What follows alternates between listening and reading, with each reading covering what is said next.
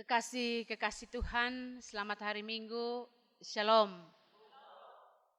Tuhan memberkati semua kita yang mau memberi diri untuk dituntun oleh Tuhan, bersekutu bersama sebagai satu keluarga Allah di rumahnya yang kudus.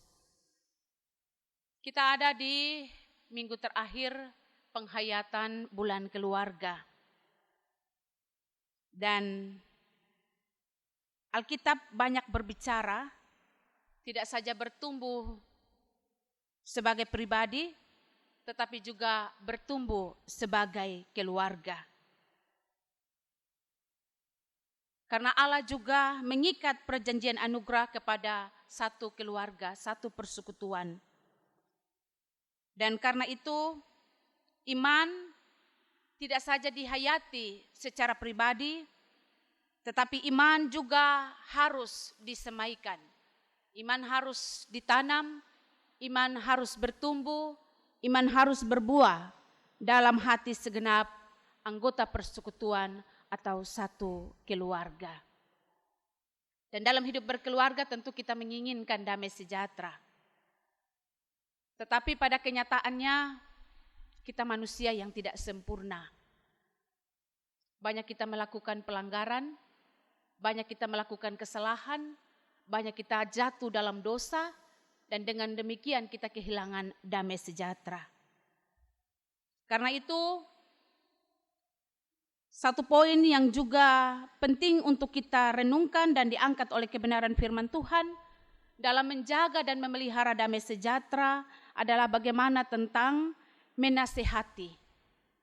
Dan tema yang menuntun kita dalam perenungan pagi hari ini adalah menasihati sesama saudara dalam rangkulan kasih.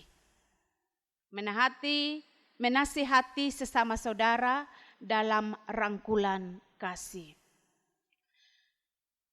Hal menasihati dan dinasihati itu bukan perkara yang mudah. Karena tidak semua orang mau untuk ditegur. Tidak semua orang rela untuk dinasihati.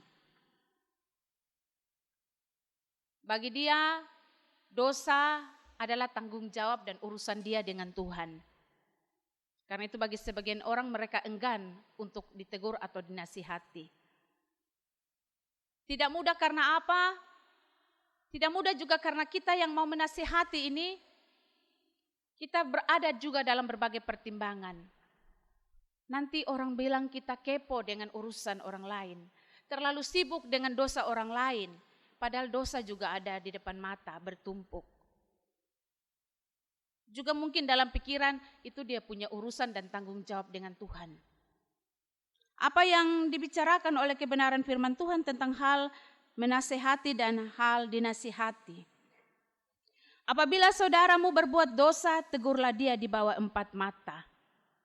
Keharusan menasihati atau menegur itu ada dalam tanggung jawab kita orang percaya. Mendiamkan dosa mendatangkan murka Allah. Jadi tidak hanya melakukan kejahatan, tetapi tahu melakukan yang baik. Dalam hal ini menasihati, kita tidak melakukannya, itu juga berdosa. Dan kita akan mempertanggungjawabkannya.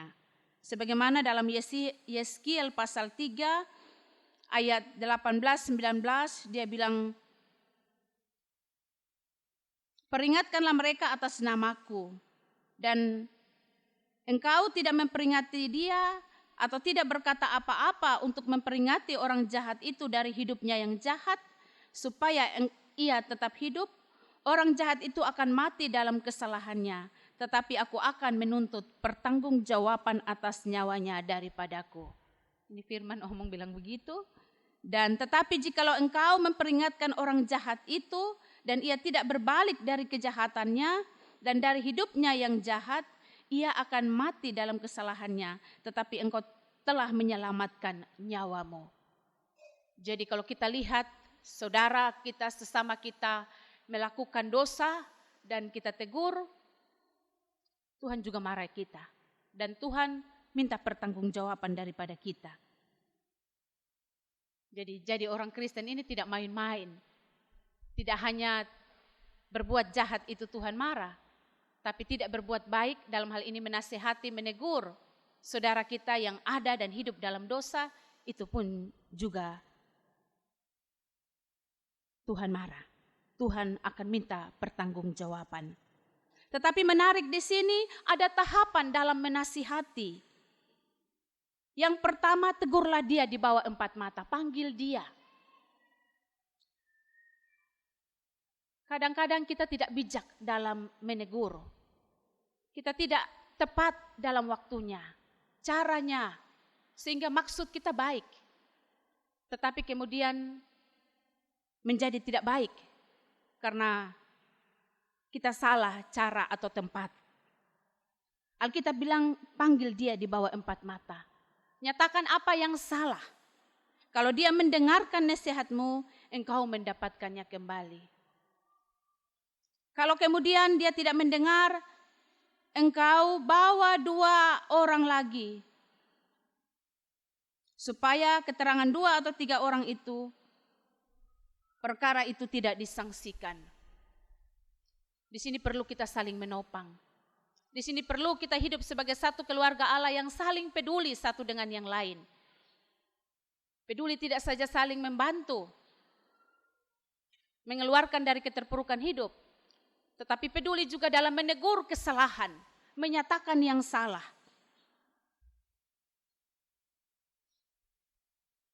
Tapi kalaupun dia tidak mau mendengarkan, ayat 17 bilang, sampaikan soalnya ini kepada jemaat.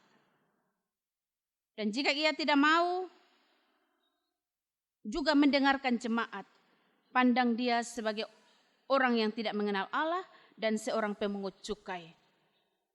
Biarkan dia mempertanggungjawabkan pelanggaran dan dosanya. Jangan kemudian kebiasaan yang tidak baik, dosa itu kemudian merusak persekutuan kita. Bapak, mama, saudara-saudari yang terkasih, menegur atau menasihati adalah cara Tuhan untuk melaksanakan rencana keselamatan Allah. Dan itu menjadi tanggung jawab kita sebagai bagian dari keluarga atau persekutuan orang percaya.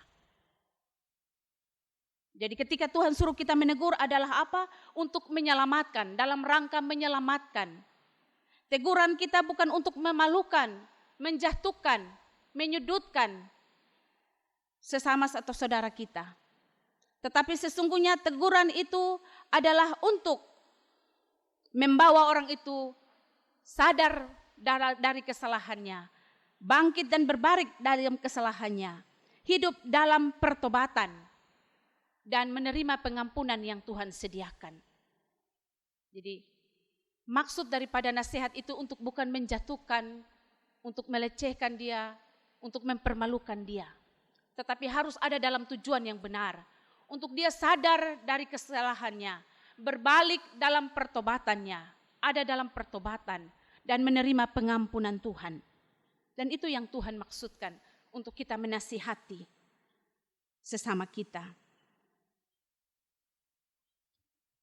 Hal ini juga merupakan satu keharusan karena kalau kita tidak melakukannya, sebagaimana tadi dalam kaitan dengan Yeskiel, ayat 18 juga menekankan itu kepada kita. Sesungguhnya apa yang kamu ikat di dunia ini akan terikat di sorga. Dan apa yang kamu lepaskan di dunia ini akan terlepas di sorga. Jadi bicara tentang tanggung jawab menasihati, harus, mau tidak mau. Kadang-kadang harus berkorban, korban rasa, perasaan, hubungan nanti tidak enak.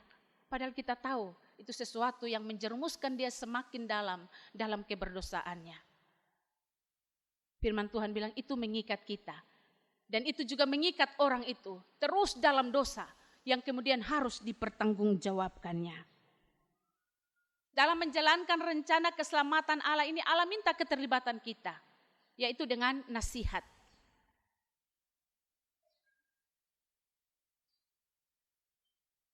Karena ini rencana keselamatan Allah, maka kita tidak bekerja sendiri dalam kemanusiaan kita.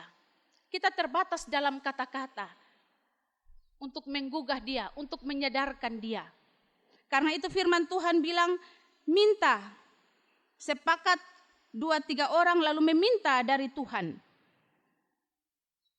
Minta Tuhan kasih roh. Minta Tuhan kasih kemampuan untuk berkata-kata dengan bijak dalam hikmat Tuhan. Minta roh Tuhan untuk bekerja dalam hatinya supaya punya kebesaran hati untuk menerima teguran. Karena ini bagian dari rancangan keselamatan Allah, maka kita tidak bisa bekerja sendiri. Allah turut bekerja dan Allah bekerja dalam bagian atau porsinya. Bagian kita adalah menyatakan apa yang salah. Bapak, Mama, saudara-saudari yang dikasihi oleh Tuhan kita Yesus Kristus, dalam kehidupan berumah tangga, banyak kali kita acuh tak acuh. Karena berbagai-bagai persoalan kehidupan, kesalahan, dosa, pelanggaran, daripada buat tambah pusing, lebih baik biarkan saja. Tetapi itu tidak dikehendaki oleh Tuhan. Hidup dalam damai sejahtera, memelihara kesejahteraan dan damai itu harus diperjuangkan. Dan salah satunya adalah menasihati. Karena itu mari kita belajar dengan melibatkan Tuhan. Minta keberanian untuk menegur yang salah. Minta juga Roh Kudus berdiam di hati kita. Agar punya kebesaran hati menerima ketika kita ditegur. Semuanya itu untuk membawa keselamatan. Bagi diri kita yang menegur, juga bagi mereka yang ditegur. Karena Tuhan sayang saya dan Bapa Mama, firman Tuhan ini datang kepada kita. Tuhan memberkati kita dengan firman-Nya. Amin.